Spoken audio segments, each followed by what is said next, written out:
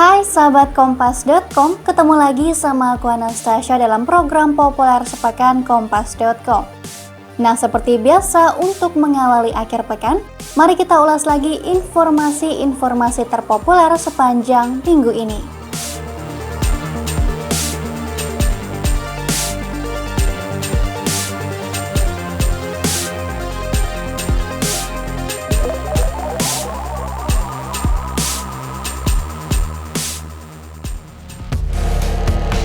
Populer sepekan kali ini kita awali dengan perkembangan kasus penembakan antar polisi di rumah Kepala Divisi Propam Nonaktif Irjen Pol Verdi Sambo yang menyebabkan Brigadir Pol Yosua meninggal dunia. Nah, setelah melakukan gelar perkara dan pemeriksaan sejumlah saksi, Barreskrim Polri akhirnya menetapkan Baradae sebagai tersangka. Baradae dikenakan pasal 338 jangto pasal 55 dan 56 Kitab Undang-Undang Hukum Pidana.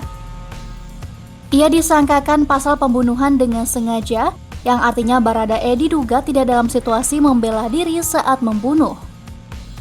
Kini Baradae telah ditahan di Barreskrim Polri. Meski demikian, penyidikan kasus ini terus dilanjutkan.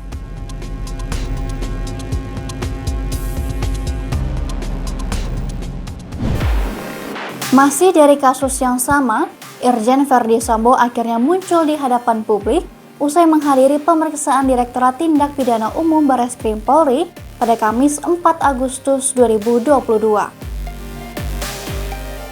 Dalam kesempatan itu, Verdi Sambo menyampaikan bela sungkawa atas meninggalnya Brigadir Yosua.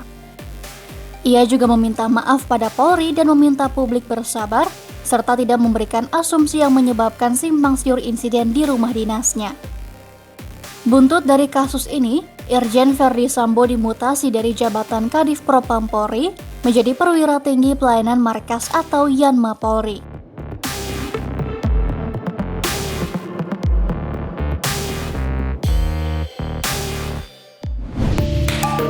Perseteruan antara pesulap merah alias YouTuber Marcel Radival dengan guru spiritual Gus Samsudin belakangan juga menjadi perbincangan publik. Kisruh ini bermula ketika pesulap merah kerap mencoba untuk mematahkan aksi-aksi spiritual yang dilakukan oleh Gus Samsudin lantaran menganggap Gus Samsudin menipu warga melalui triknya.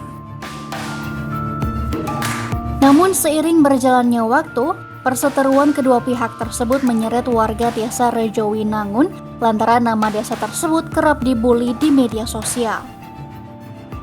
Singkat cerita, padepokan tersebut ditutup imbas demo warga yang tidak terima, hingga Samsudin melaporkan pesulap merah ke Polda Jawa Timur terkait dugaan pencemaran nama baik.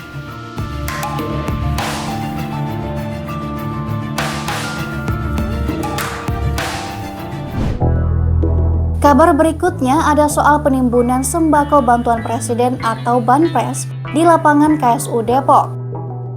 Polda Metro Jaya kini telah menghentikan penyelidikan kasus tersebut lantaran tidak ditemukan adanya unsur pidana dan tidak ada pihak-pihak yang dirugikan.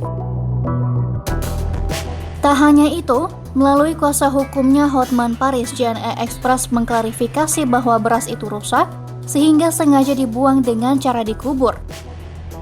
JNE juga tidak mau menaruh bansos rusak ke tempat pembuangan karena ada logo bantuan presiden yang bisa menyangkut sensitivitas perusahaan dan pemerintah. Kini, JNE berencana untuk melaporkan Rudi Samin, seorang warga yang pertama kali menyiarkan kabar penimbunan Banpres lantaran narasi ditimbun dinilai suatu fitnah.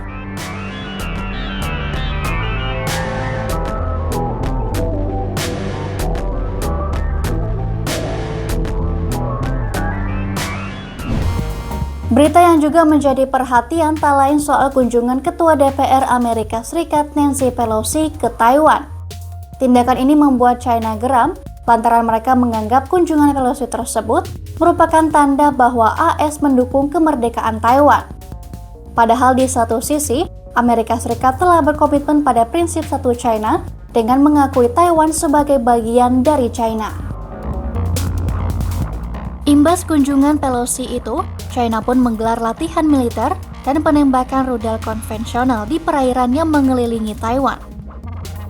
Hingga Kamis 4 Agustus 2022, setidaknya sudah ada 22 jet tempur China yang melintasi garis tengah Selat Taiwan.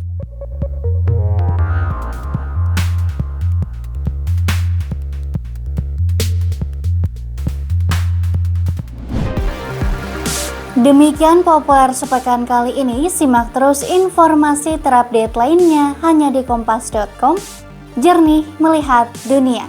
Happy weekend!